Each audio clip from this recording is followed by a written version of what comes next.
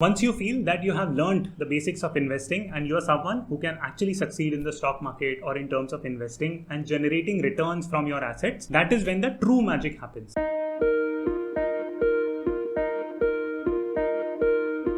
Let me start today's video by sharing a very interesting story with you. This story has been picked from the book called as The Psychology of Money. This is a very interesting read, so I would urge all of you to read it. So the story goes something like this, that James Read was a gas station attendant and a janitor, and by the time he left this world at the age of 92, he ended up saving $8 million, which he donated to different charities and hospitals. Now the obvious reaction would be that James Read might have won some lottery, and that is not correct. James Read, in fact, adopted what is called as powerful investing habits. So every month he used to save a certain bit of his salary and used to invest in blue chip stocks. And over the years, due to this saving and investing habit, he was able to make $8 million. Now, there are three very specific and very powerful lessons that I would like to share with you about James Read's story.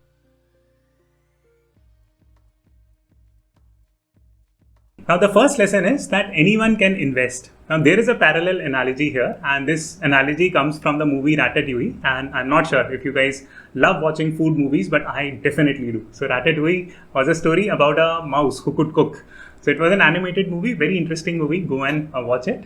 So, it was about Chef Linguini's philosophy. But Chef Linguini was a Michelin star chef, and he gave the phrase that anyone can cook. So similarly, James Read's story gives us the belief that anyone can invest. Many a times I get the query that, hey Akshat, I don't have an MBA, I don't have a finance background, can I still invest? The answer is yes, you can. James Read's story tells us that. The biggest reason why people feel that they can't invest is that they feel that they don't have enough know-how or expertise in terms of investing, therefore they should not even try investing. I feel that this is a very incorrect thought process, because there is genuinely a way for you to simply make basic observations and succeed in the stock market. Now, please don't take it as a recommendation to go and jump and throw all your money in the stock market. But the idea that I'm trying to plant here is very simple, that if you make it a goal that, hey, I need to learn about investing, then you will figure out a way to learn about investing through simple observations.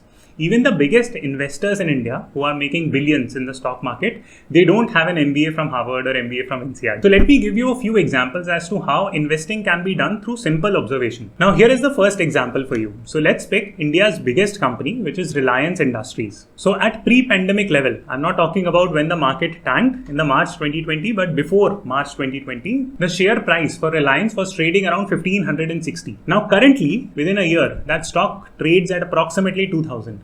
Now you tell me that you already know that Reliance is one of the biggest companies in India. You're someone who is consuming their product, consuming their services in one way or the other. And if you would have made that investment even pre-pandemic, when the market did not go down, even pre-pandemic, then the market went down, the share prices went down, then they came back up. So now if you compare that pre-pandemic level price and compare it to today, there is still a 20-25% gain on that single stock. Now, could you not have done that? Do you actually need an MBA to make such an investment? The answer is no, you don't. All you need to do is that have a basic assessment of what is going around in the world. If you're reading newspaper, if you absorb information that, hey, Reliance is getting a lot of investors on board, it is trying to orient its business toward technology. If you understand these fundamental points and basic things that you can learn from everyday observation, you would have been sitting on a 25% gain on Reliance currently. Now, many of you might comment that, hey, Akshat, you know what? Stock market is very risky. I don't know if I can do it. I don't think I can keep up with all the news that is happening, and therefore investing directly in the stock market is not for me. Then here is a simple solution for you. Now you can directly go and invest in index funds. Now index funds basically are a collection of different stocks. For example, Nifty 50 is an index fund. Now when you buy Nifty 50, you are buying the best 50 companies in India with the largest market cap. And you, as a bouquet of that, is called as Nifty 50. And you're buying that bouquet of stocks. Now again, let's do the same analysis that we did for Reliance, that if you would have invested in Nifty 50, pre-pandemic level, I'm not talking about pandemic when the market tanked.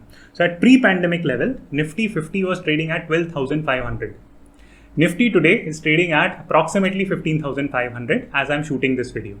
So again, there would have been a gain of approximately 20-25% on this as well. Now this did not require you to have any specialized knowledge in finance. You could have literally picked up stock market even pre-pandemic level and would have made money on it. Now I'm not privy to what was the exact portfolio of James Read was, but he would have done a similar style of investing. So the point that I want to leave you with is that if you believe that you can't invest, and you would always figure out a reason not to invest, then you will never get into the stock market, and resultantly, you will never be able to invest and learn about investing and make money in the process.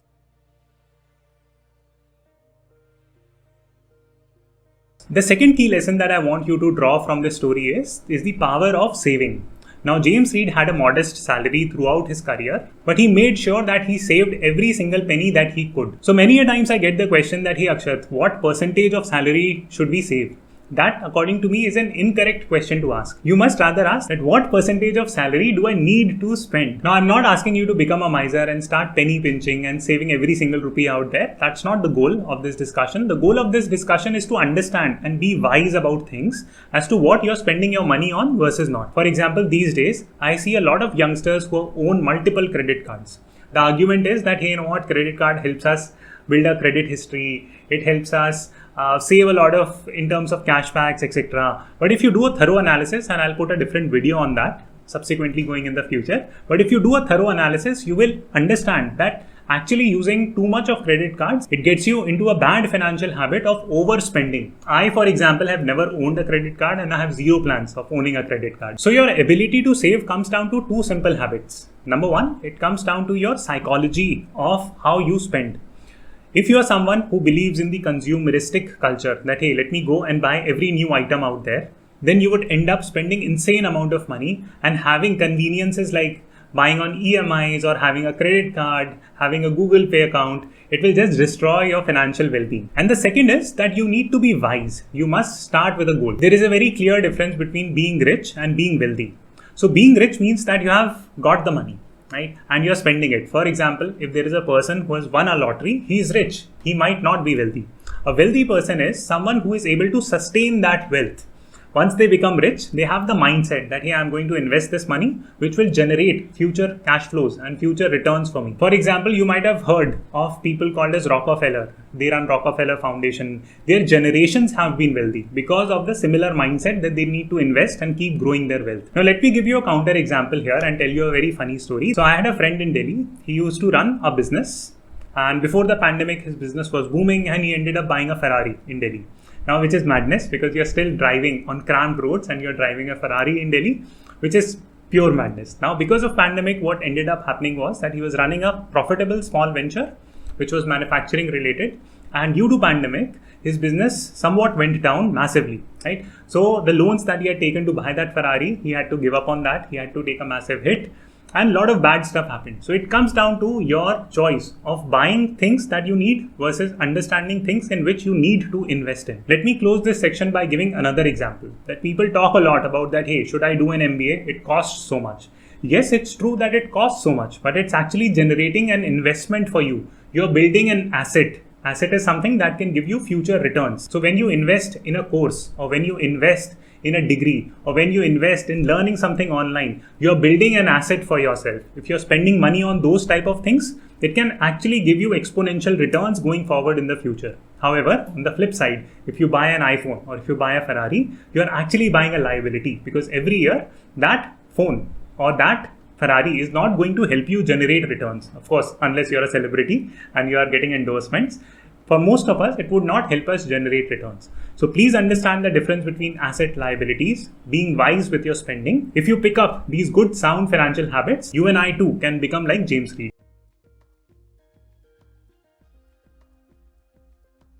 Now, the third key lesson that I want to leave you with is the need for investing. The first lesson that we covered was that anyone could invest. The second lesson we covered was that why you need to save. And once you have built enough savings, why is it that you need to invest? So there is something called as inflation. I have spoken about it on my previous videos. So I'll keep this part short. So let's assume that you have $1 million sitting in your bank account. Now what ends up happening is that the prices of everything every year keeps on going up. This in economic terms is called as price stickiness. For example, let me ask you a question here.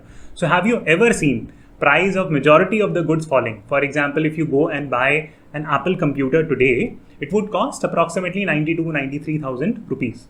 Now, last year, when I was trying to buy a MacBook Air, it was costing around 60,000, 65,000. They discontinued that model, moved on to a new model. Now you're being charged 30-40% extra.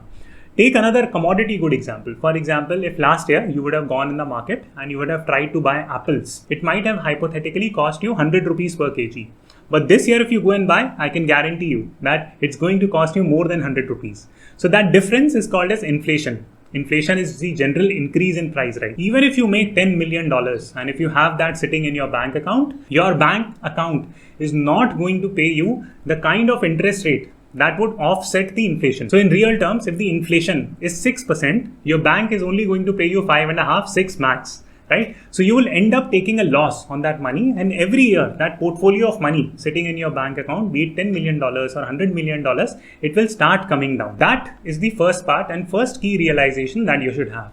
Second is that you must understand something called as power of compounding. Now this is again something that I have repeated and I would continue to repeat on this channel, that there is a rule called as 15-15-15. So this rule simply says that if you invest 15,000 rupees every month, for a period of 15 years at a rate of interest of 15%, at the end of that 15-year period, that money will grow to become 1 crore. This is good. This is interesting. But if we change the timeline, now if we grow that 15,000 rupees every month for a period of 30 years at 15% returns, that money becomes 10 crores. Right? So that is called as the power of compounding, that your money, if it is invested well, it will grow with time. To speak about my own personal experience, I make the most amount of money through investing. So I invest in different businesses, portfolio of stocks, etc. And I make the most amount of my active earning through investing. So the point that I'm trying to drill home here is very simple, that anyone can invest. That's number one. Number two, anyone can save. If you have good financial habits, you don't need to be a multi-millionaire to save money.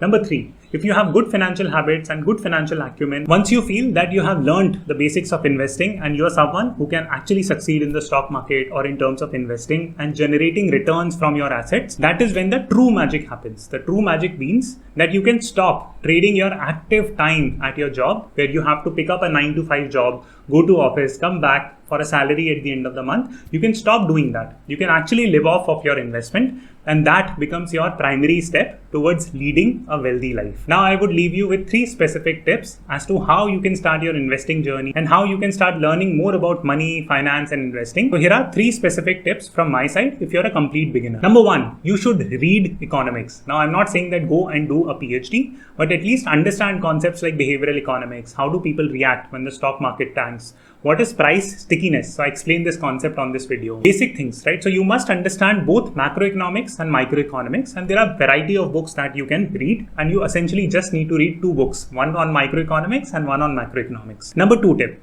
please read the business section of the newspaper. This will make you very aware. You can pick up an online subscription, or you can just simply read the physical copy. It's coronavirus time, so probably that's not the right idea, but at least read some physical copy of a newspaper and read at least the business section. Now, again, you don't need to go line by line or sentence by sentence, but at least understand the overview of what is happening in the business world on a daily basis. At least go through the headline. Now, third, and this is where the difference between learning and implementing comes, that once you have picked a basic finance knowledge, go and invest 10,000 rupees or any amount that you are comfortable investing. It could be just like 1% or 2% of your entire portfolio that you eventually want to invest in the stock market. Experiment with a small amount. That's my tip to you. That once you actually start putting money in the stock market, that is when you will start diligently following a company, because every day you will start seeing your savings going up or down. So that will encourage you and make you take away key important lessons. Even if that 10,000 rupee hypothetically becomes 0, which will not happen, but even if we assume that, just consider it as a learning cost, because it will teach you so many important lessons that anyone else cannot teach you. So I hope you enjoyed this video. Please give it a thumbs up and a comment. That will help with the YouTube algorithm, and I will see you on the next video.